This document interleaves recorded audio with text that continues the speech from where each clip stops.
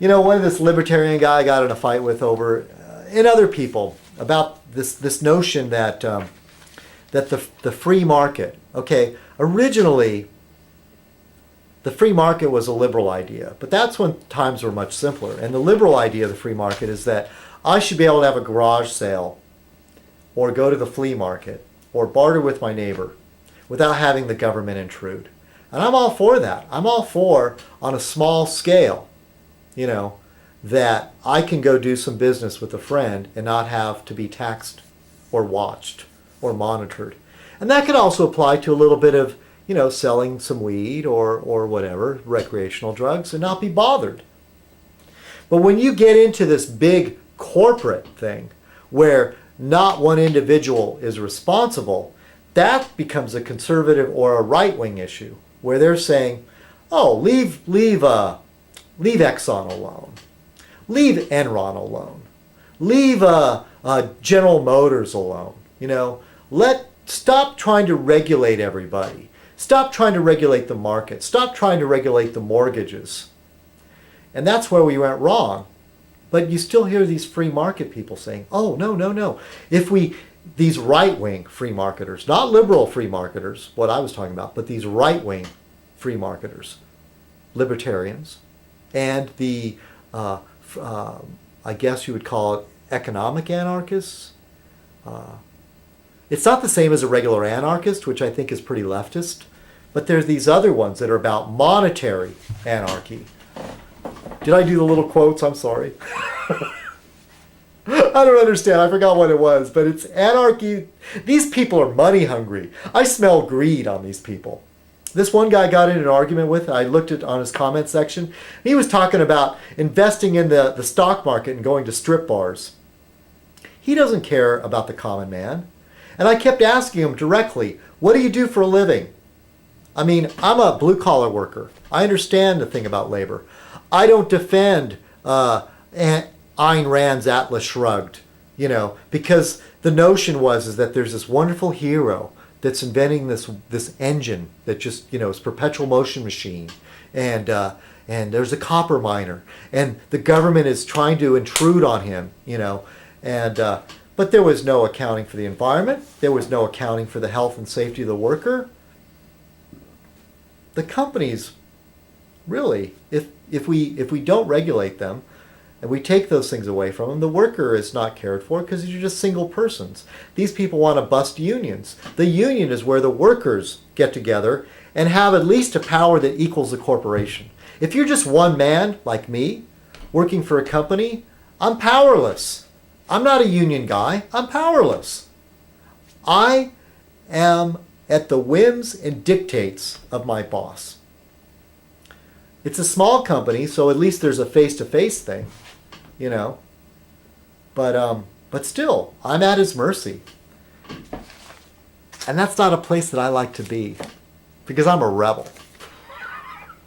And it hasn't helped my career one bit. Not one bit. So I wanted to say about this free market thing.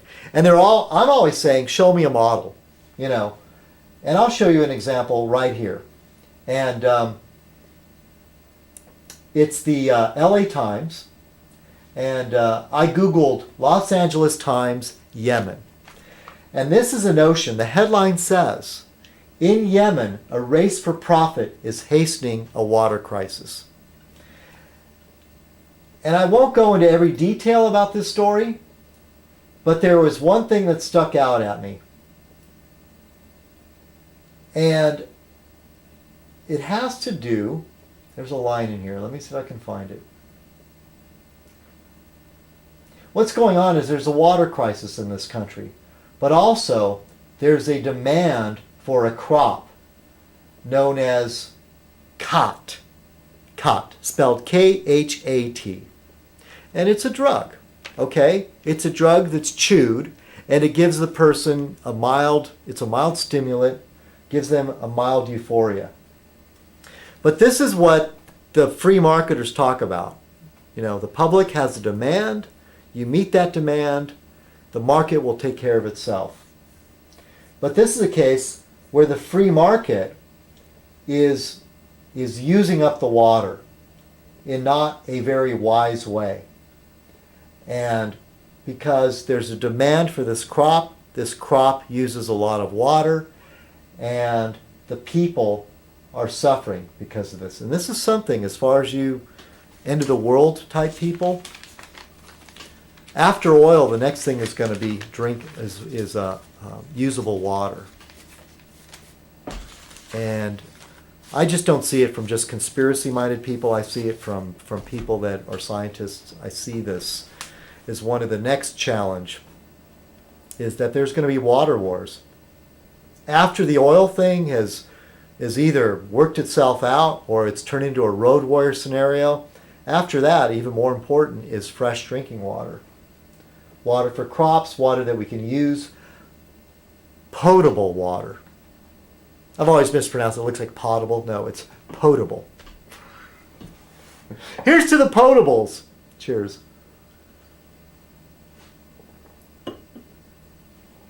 But there was a line in this article, and I can't find it right now, but it pretty much came right out and said it.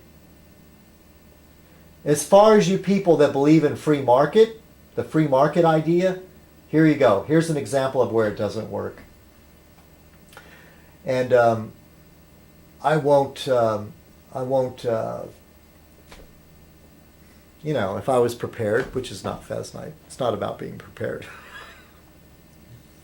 If I was totally prepared, I'd have that quote right here for you. But more or less, here's a model of where letting the consumer demand, you know, because the answer is, you know, if there's lead in your toys, oh, after a while the consumers will stop buying from those people. How long does it take for consumers to figure out that their children are being poisoned by lead?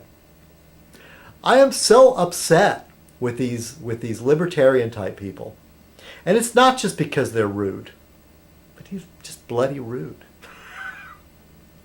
All right.